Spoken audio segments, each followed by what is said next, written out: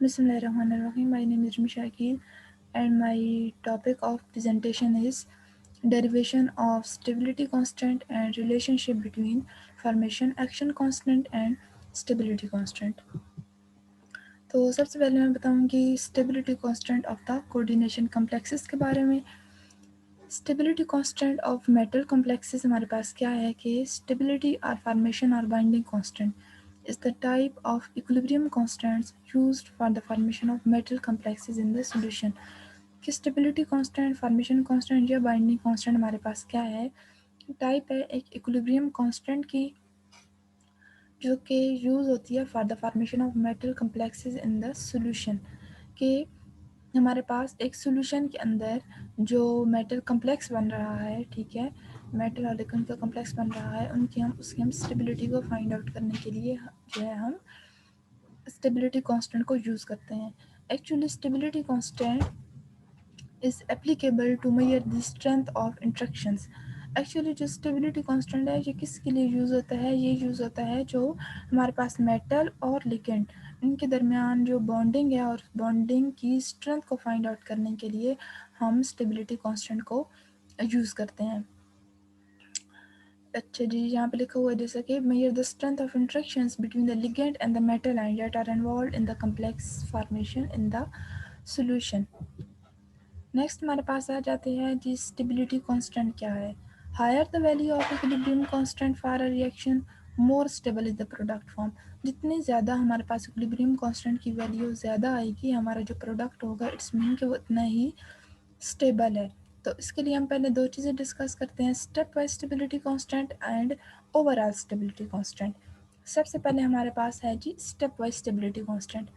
Generally हम इसे 1 to 4 equation में हम इसे बताते हैं। जैसा कि यहाँ पे हम देखें कि जब हमारे पास जनरली जब हमारे पास मेटल और लिगेंड आपस में कंबाइन हुई हैं तो हमारे पास जो है वो मेटल और लिगेंड का कम्प्लेक्स बना है।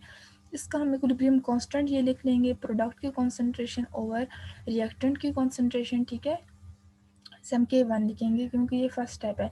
फिर हमारे पास इसी कम्प्लेक्स के अंदर हमने अपना सेकंड लिगेंड ऐड करवाया, तो हमारे पास दो लिगेंड के साथ मेटल का कम्प्लेक्स बना और उससे हमने ये लिखा प्रोडक्ट की कॉन्सेंट्रेशन ओवर रिएक्टेंट की कॉन्सेंट्रेशन।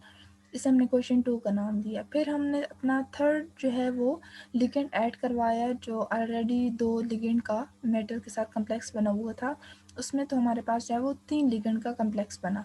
अब ये हमारे पास हुई प्रोडक्ट की कॉन्सेंट्रेशन और ये हमारे पास हुई जी रिएक्टेंट की कॉन्सेंट्रेशन, ठीक है। इसका ये हमारे पास इक्विलिब्रियम कांस्टेंट है।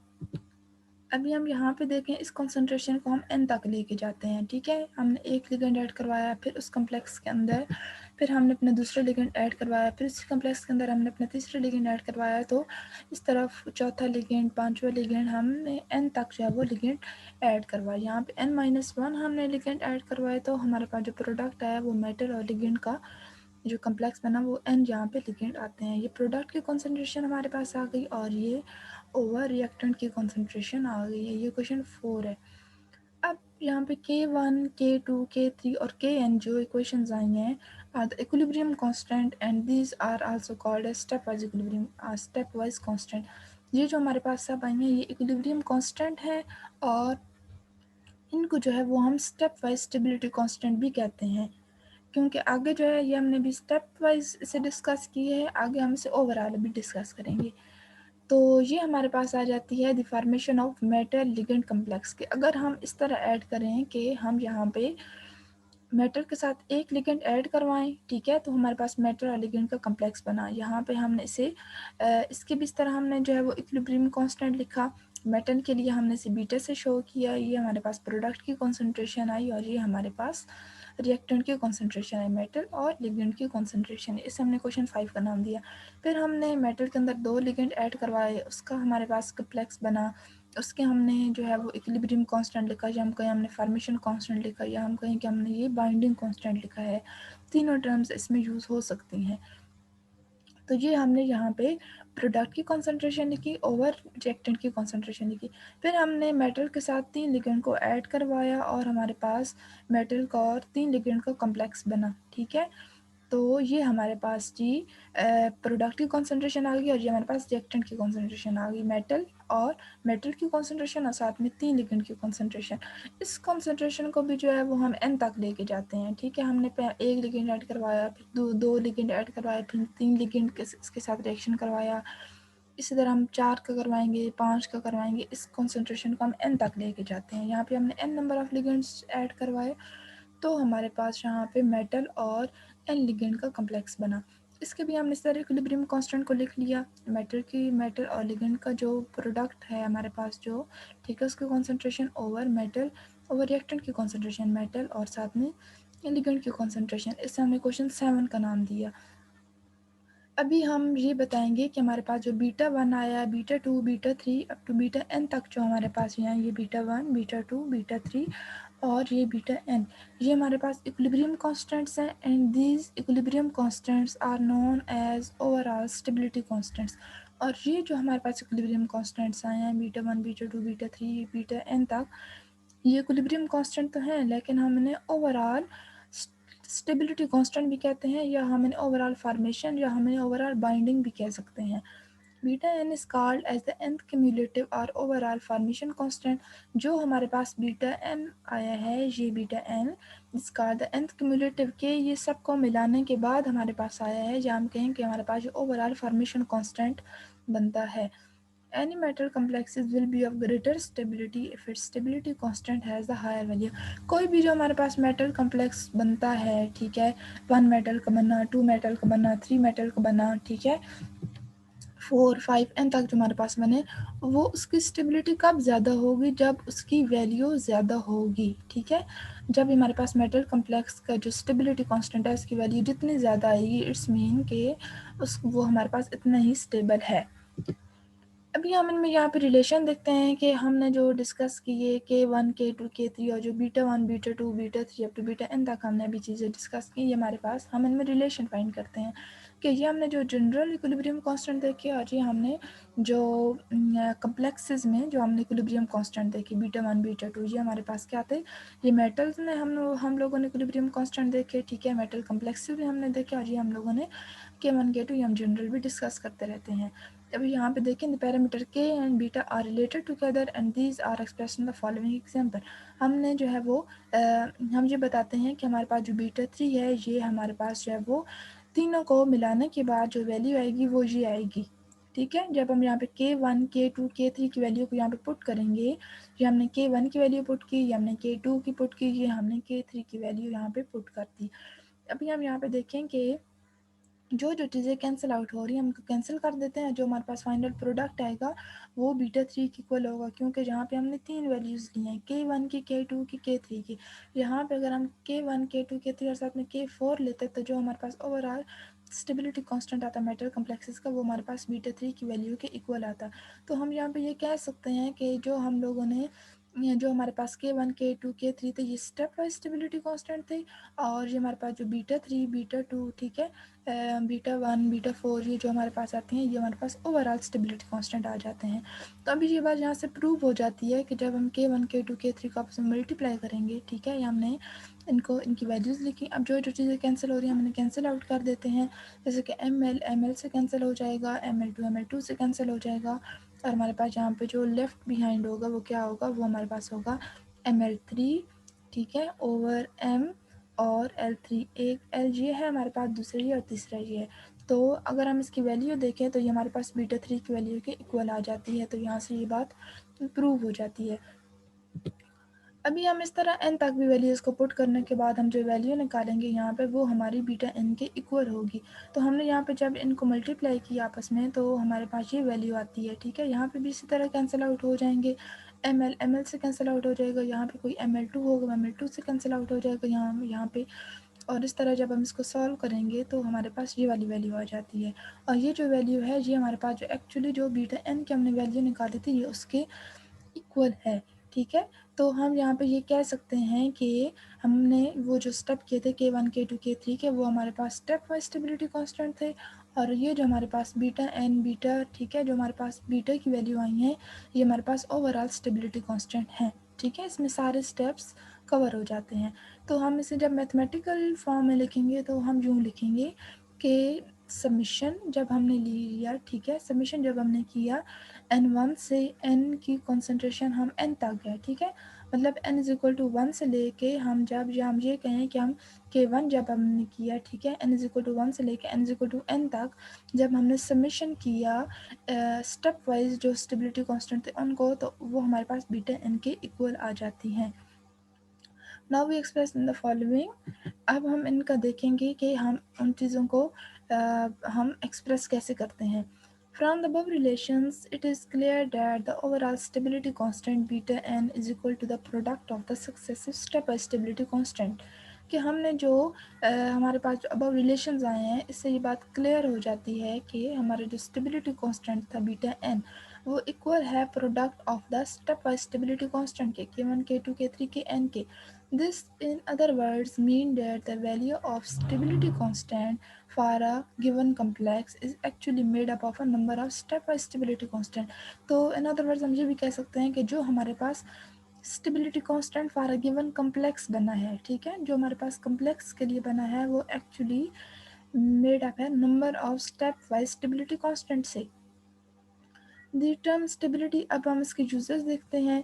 The term stability is commonly used because coordination compounds, ठीक है, हम ये बात यहाँ पे जो सारी है वो कोऑर्डिनेशन केमिस्ट्री से रिलेटेड कर रहे हैं कि coordination compounds are stable in one reagent but dissociate और dissolve in the presence of another reagent.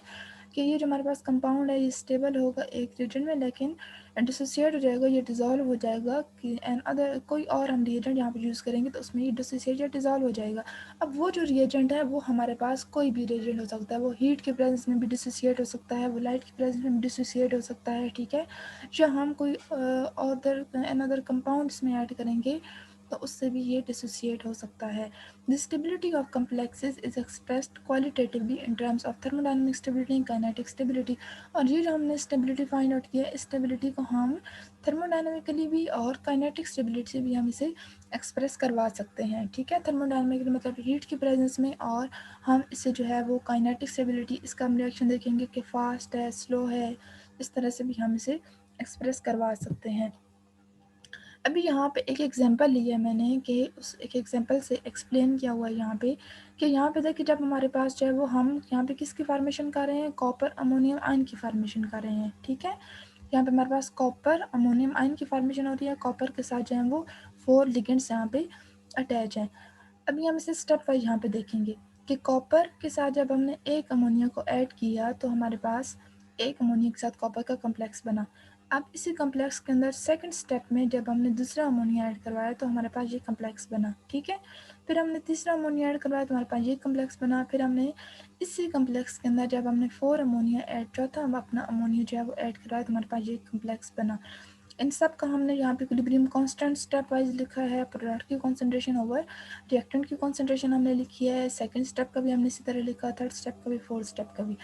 अभी आप यहाँ पे देखें जब हम इन सब का आपस में मल्टीप्लाई करेंगे k1 k2 k3 और k4 को आप जब आपस में मल्टीप्लाई करेंगे तो हमारे पास यहाँ पे ये जो है, ठीक है, कॉपर और साथ में 2 अमोनिया और यहाँ पे ये आपस में कैंसिल हो जाएंगे, ठीक है, फिर यहाँ पे कॉपर और साथ में जो है वो सॉरी ये यहाँ पे जो है वो +2 चार्ज को शो कर रहा है, ठीक है, तो ये एक अमोनिया और ये एक अमोनिया आपस में कैंसिल हो जाएंगे, यहाँ पे 2 अमोनिया के साथ कैंसिल हो जाएंगे, 3 जो अमोनिया वो 3 अमोनिया के साथ कैंसिल हो जाएंगे, और जो हमारे पास ओवरऑल कम्प्लेक्स आएगा वो हमारे पास ये आएगा, यू पर जो है यहाँ पे ओवरऑल +2 चार्ज को शो कर रहा है, ठीक है, क्योंकि अमोनिया जो है वो 0 चार्ज है, इस पर न्यूट्रल है, और कॉपर के ऊपर +2 चार्ज आएगा।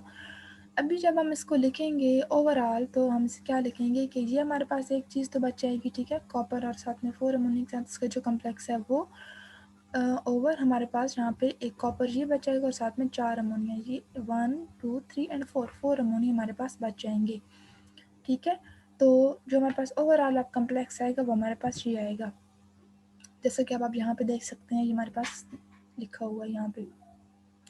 The addition of the 4 amine group to copper show a pattern found for most formation constant।